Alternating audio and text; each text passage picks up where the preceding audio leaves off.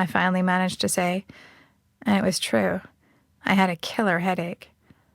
Her frown was full of concern. "Let me help you." Neferet placed her hand lightly over the line of stitches on my forehead. She closed her eyes, and I could hear her whispering something in a language I could not understand.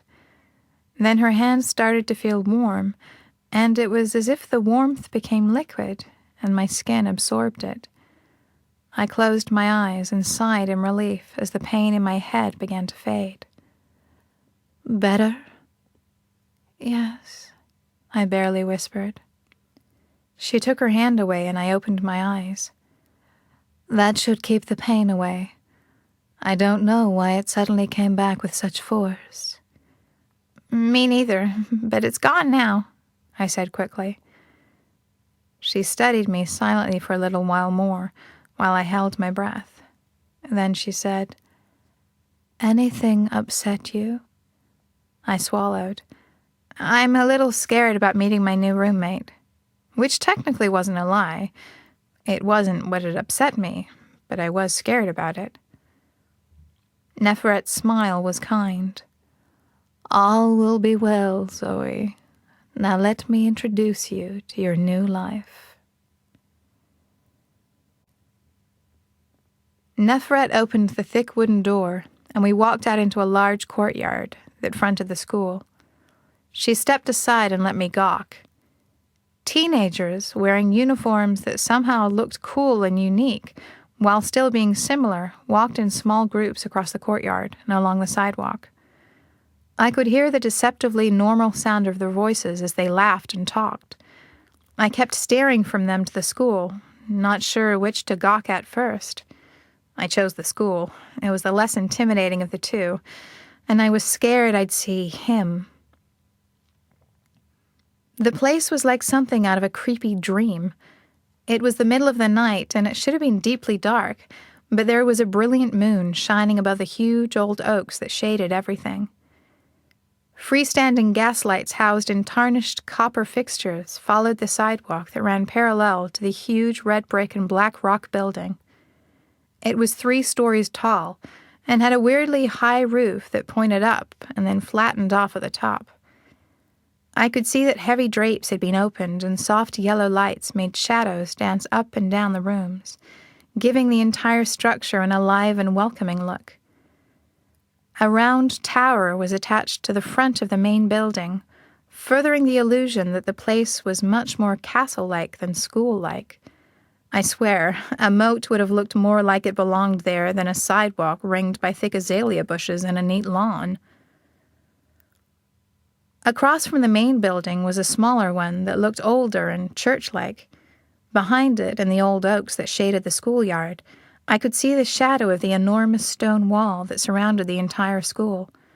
In front of the church building was a marble statue of a woman who was wearing long, flowing robes. "Nyx," I blurted. Neferet lifted one eyebrow in surprise.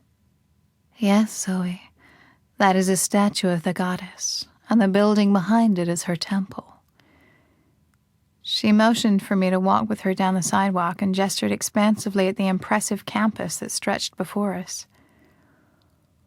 What is known today as the House of Night was built in the Neo-French Norman style, with stones imported from Europe. It originated in the mid-1920s as an Augustine monastery for the people of faith. Eventually, it was converted into Cassia Hall, a private preparatory school for affluent human teenagers.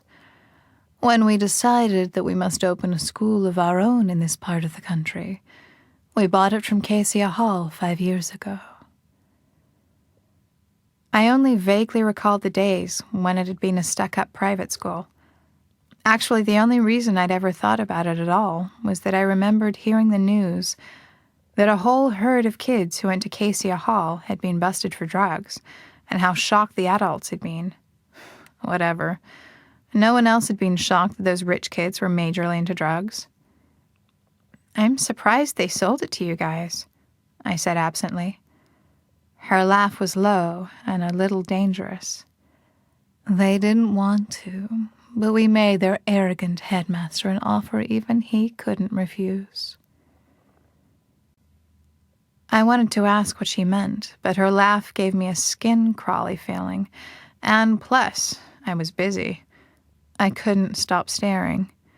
Okay, the first thing I noticed was that everyone who had a solid vampire tattoo was incredibly good-looking. I mean, it was totally insane. Yes, I knew that vampires were attractive. Everyone knew that. The most successful actors and actresses in the world were vampires. There are also dancers and musicians, authors and singers. Vampires dominated the arts, which is one reason they had so much money, and also one reason, of many, that the people of faith considered them selfish and immoral.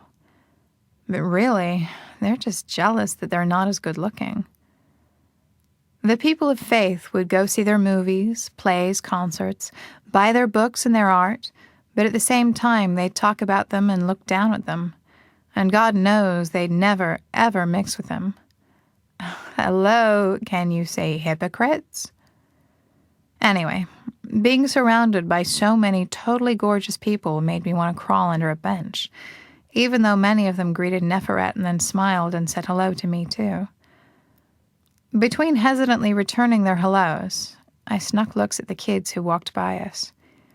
Each of them nodded respectfully to Neferet. Some of them bowed formally to her and crossed their fists over their hearts, which made Neferet smile and bow slightly in response. Okay, the kids weren't as gorgeous as the adults. Sure, they were nice-looking, interesting, actually, with their crescent moon outlines and their uniforms that looked more like runway designs than school clothes. But they didn't have the glossy, inhumanly attractive light that radiated from inside each of the adult vampires. I did notice that, as I had suspected, their uniforms had a lot of basic black in them. You'd think that a group of people so up in the arts would recognize a cliché when one goes walking by in boring goth black. I'm just saying. But I suppose, if I was going to be honest, I'd have to admit it looked good on them. The black mixed with tiny plaid lines of deep purple, dark blue, and emerald green. Each uniform had an ornate design embroidered in gold or silver on either its jacket, breast pocket, or blouse pocket. I could tell that some of the designs were the same, but I couldn't see exactly what they were. Also, there was a weirdly large amount of kids with long hair. Seriously, the girls had long hair, the guys had long hair, the teachers had long hair, even the cats that wandered across the sidewalk from time to time were long-haired balls of fur. Odd.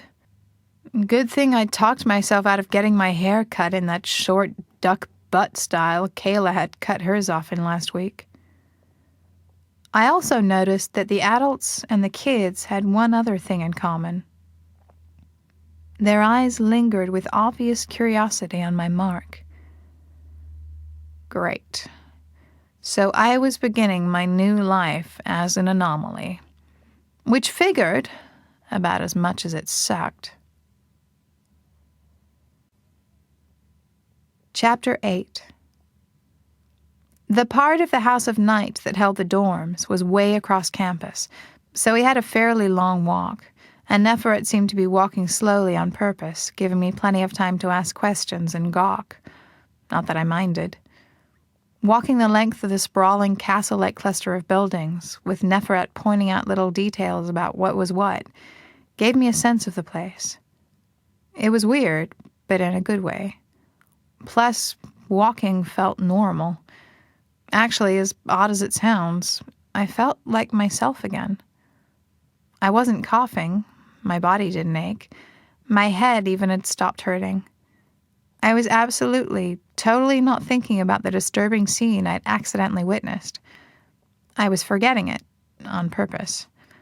The last thing I needed was to have more to deal with than a new life and a weird mark. So, blowjob, forgotten. Deeply in denial, I told myself that if I hadn't been walking through a school campus at an ungodly hour of the night, beside a vampire, I almost could pretend that I was the same today as I had been yesterday. Almost. Well, okay, maybe not even almost. But my head did feel better, and I was just about ready to face my roommate when Nefret finally opened the door to the girls' dorm. Inside was a surprise. I'm not sure what I expected. Maybe everything to be all black and creepy, but it was nice. Decorated in soft blue and antique yellow, with comfy couches and clumps of puffy pillows big enough to sit on, dotting the room like giant pastel M&Ms. The soft gaslight coming from several antique crystal chandeliers made the place look like a princess's castle.